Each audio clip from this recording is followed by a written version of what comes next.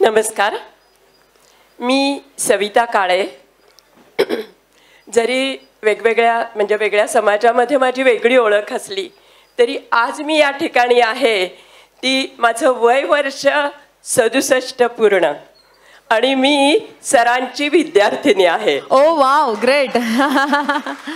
छान.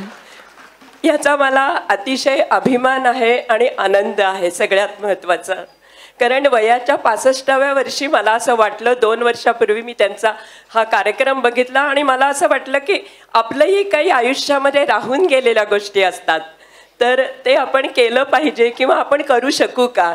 आणि म्हणून मी सरांकडे गेले आणि मला सांगायला अत्यंत आनंद वाटतो की सरांनी मला लगेच हो म्हटलं की आणि सरांनी घरी येऊन मला कीबोर्ड शिकवायला सुरुवात केली.